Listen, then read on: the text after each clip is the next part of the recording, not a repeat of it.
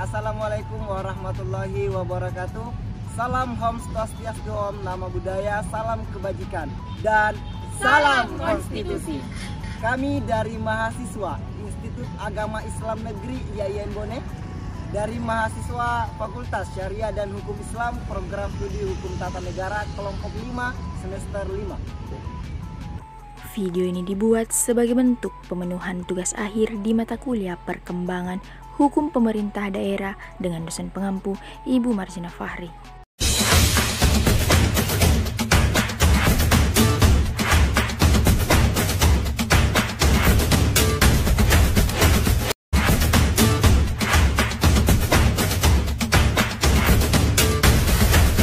Sini saya akan menjelaskan terkait pengertian dari otonomi.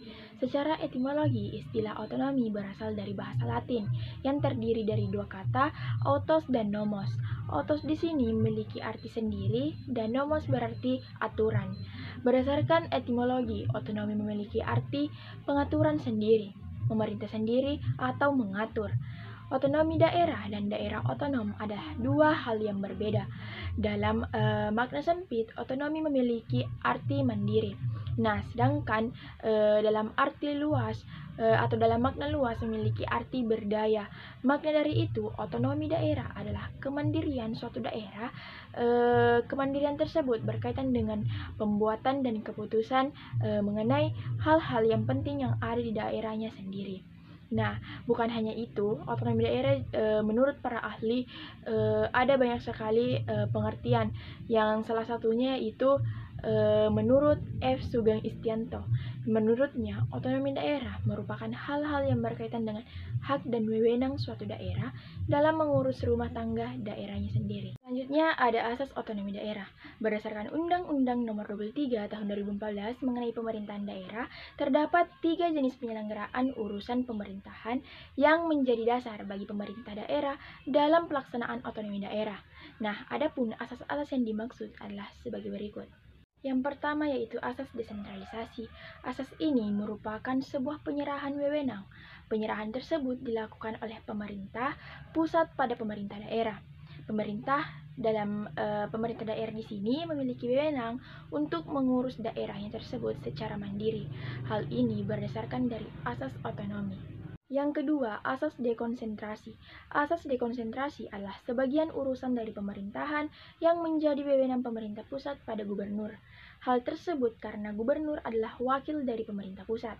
Yang ketiga, tugas pembantuan. Tugas pembantuan di sini adalah penugasan dari pemerintah pusat kepada daerah otonom untuk melaksanakan sebagian urusan pemerintahan yang menjadi wewenang pemerintah pusat atau daerah pemerintah daerah provinsi kepada daerah kabupaten atau kota.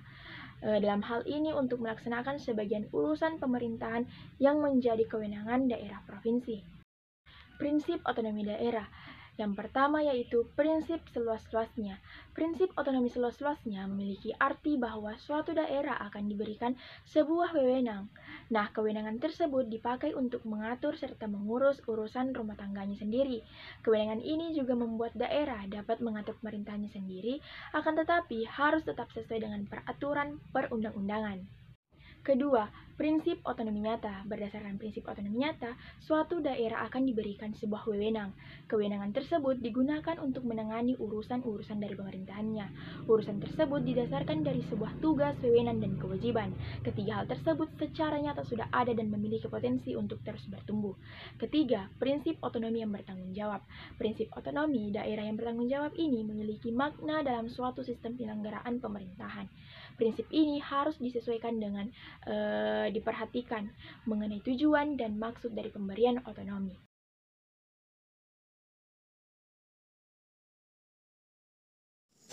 Baiklah, di sini saya akan melanjutkan pemaparan materi.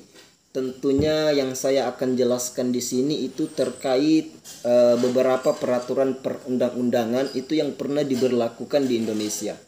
Jadi sebenarnya banyak peraturan-peraturan mengenai undang-undang itu yang telah diberlakukan di Indonesia. Namun di sini saya akan menjelaskan 3 undang-undang itu yang pernah diberlakukan di Indonesia. Jadi yang pertama itu terkait Undang-Undang Nomor 1 Tahun 1945. Kemudian yang kedua itu terkait Undang-Undang Nomor 22 Tahun 1948. Kemudian yang ketiga itu terkait Undang-Undang Nomor 1 Tahun 1957. Jadi yang pertama kita akan masuk di Undang-Undang Nomor 1 Tahun 1945. Jadi pada umumnya undang-undang ini tuh membahas tentang peraturan mengenai kedudukan Komite Nasional. Dan tentunya undang-undang ini itu ditetapkan dengan beberapa pertimbangan. Sebelum diadakan pemilihan umum, perlu diadakan aturan sementara waktu untuk menetapkan kedudukan Komite Nasional. Nah, setelah itu Undang-Undang Nomor 22 Tahun 1948 itu membahas tentang pembagian negara dalam beberapa daerah yang dapat mengatur dan mengurus rumah tangganya sendiri, dan juga mengatur tentang bentuk dan susunan pemerintahan daerah, kekuasaan daerah, keuangan daerah, dan juga pengawasan terhadap daerah. Dan tentunya undang-undang ini itu dicabut statusnya oleh Undang-Undang Nomor 1 Tahun 1957 tentang pokok-pokok pemerintahan daerah. Dan undang-undang ini itu terdiri dari 5 bab dan 47 pasal. Dan ini juga telah ditetapkan oleh Insinyur Soekarno di Yogyakarta. Nah, kemudian yang ketiga itu terkait Undang-Undang Nomor 1 Tahun 1957. Nah, undang-undang ini pada umumnya itu membahas pada pokok-pokok pemerintahan daerah. Dan undang-undang ini juga ditetapkan itu pada tanggal 17 Januari 1957 dan diberlakukan itu pada tanggal 18 Januari 1957. Dan tentunya status undang-undang ini itu mengenai pemerintahannya itu sendiri, dan juga berhak mengatur dan mengurus rumah tangganya itu sendiri.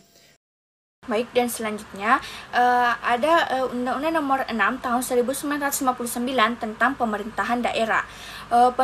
Penyesuaian pada tahun 1959 dilaksanakan dengan penetapan Presiden Nomor 6 Tahun 1959. Menurut peraturan itu, pemerintahan daerah terdiri dari kepala daerah yang dibantu oleh Badan Pemerintahan Harian atau BPH dan Dewan Perwakilan Rakyat Daerah atau DPRD.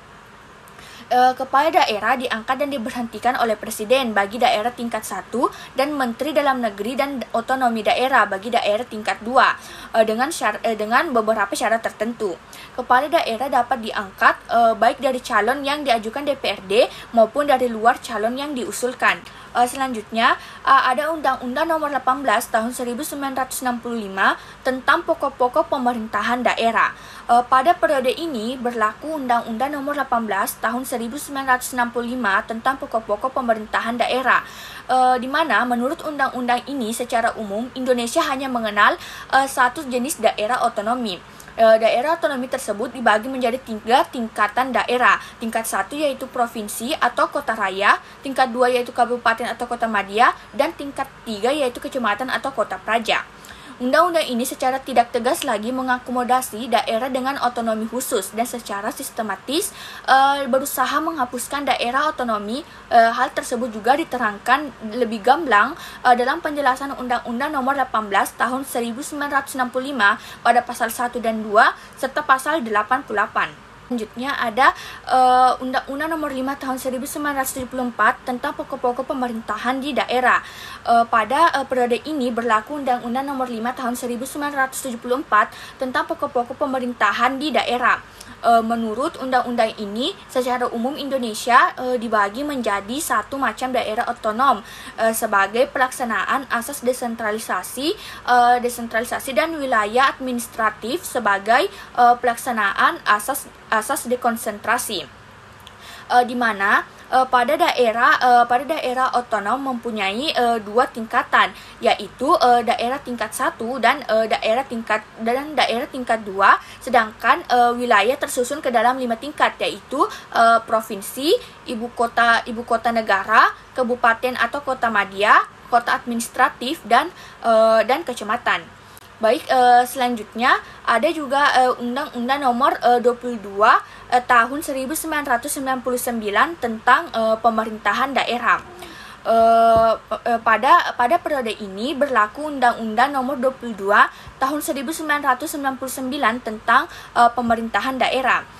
Menurut undang-undang ini, Indonesia dibagi menjadi satu macam daerah otonom dengan mengakui kekhususan yang ada pada 3 daerah, yaitu Aceh, Jakarta, dan Yogyakarta. 3 jenis daerah otonom adalah daerah provinsi, daerah kabupaten, dan daerah kota. Ketiga jenis daerah tersebut berkedudukan setara dalam artian tidak ada hierarki atau daerah otonom. Baik, saya Alfir Demiana akan menjelaskan sedikit mengenai pemerintahan daerah menurut Undang-Undang Nomor 32 Tahun 2004.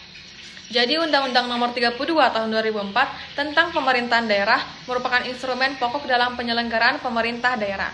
Sebagaimana diketahui, penyelenggaraan pemerintah daerah dipengaruhi oleh dinamika politik nasional.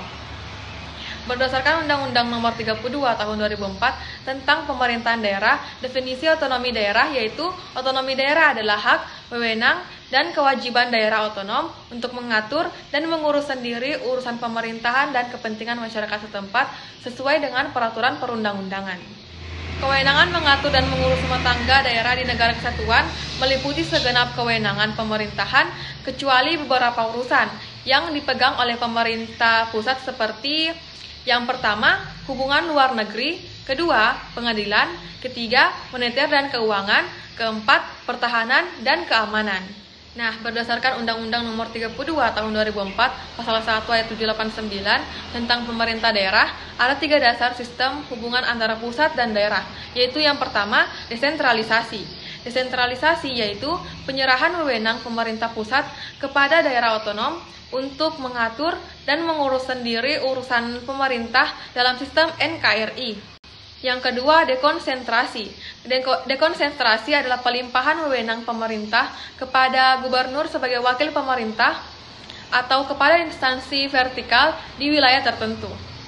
Yang ketiga yaitu tugas perbantuan. Tugas perbantuan adalah penugasan dari pemerintah kepada daerah atau desa atau sebutan lain dengan kewajiban melaporkan dan mempertanggungjawabkan pelaksanaannya kepada yang menugaskan. Selanjutnya yaitu pemerintahan daerah menurut Undang-Undang Nomor 23 Tahun 2014. Dalam Undang-Undang Nomor 23 Tahun 2014, Pasal 1 Ayat 6, pengertian otonomi daerah adalah hak, wewenang, dan kewajiban daerah otonom untuk mengatur dan mengurus sendiri urusan pemerintahan dan kepentingan masyarakat setempat dalam sistem NKRI. Setelah pemerintahan daerah Undang-Undang Nomor 32 Tahun 2004 digantikan dengan Undang-Undang Nomor 23 Tahun 2014. Kemudian dilakukan beberapa kali perubahan, yaitu perubahan pertama, Undang-Undang Nomor 2 Tahun 2015 pada tanggal 2 Februari 2015. Perubahan kedua, yaitu Undang-Undang Nomor 9 Tahun 2015. Perubahan ketiga, yaitu Undang-Undang Nomor 11 Tahun 2020. Baik, terakhir saya akan menjelaskan sedikit tentang pemerintah daerah menurut Undang-Undang Nomor 9 Tahun 2015. Jadi Undang-Undang Nomor 9 Tahun 2015 ini merupakan perubahan kedua atas Undang-Undang Nomor 23 Tahun 2014 yang sebelum saya jelaskan tadi. Ketentuan tugas dan wewenang Dewan Perwakilan Rakyat Daerah Provinsi, Kabupaten atau Kota perlu dilakukan penyesuaian dengan undang-undang yang mengatur pemilihan gubernur, bupati, dan wali kota. Dengan membentuk undang-undang tentang perubahan kedua atas Undang-Undang Nomor 23 Tahun 2014 tentang pemerintahan daerah. Perubahan dilakukan sebagai konsekuensi atas perubahan undang-undang tentang pemilihan gubernur, bupati, dan wali kota yang mengatur wakil kepala daerah dipilih secara berpasangan dengan kepala daerah. Sehingga perlu diatur pembagian tugas antara kepala daerah dan wakil kepala daerah agar tidak terjadi disharmoni dan perlunya pengaturan mekanisme pengisian jabatan kepala daerah dan wakil kepala daerah dalam hal terjadi kekosongan jabatan untuk meneruskan sisa masa jabatan. Jadi itulah video presentasi dari kami. Segala kekurangan mohon dimaafkan. And happy watching. Oke. Bye-bye.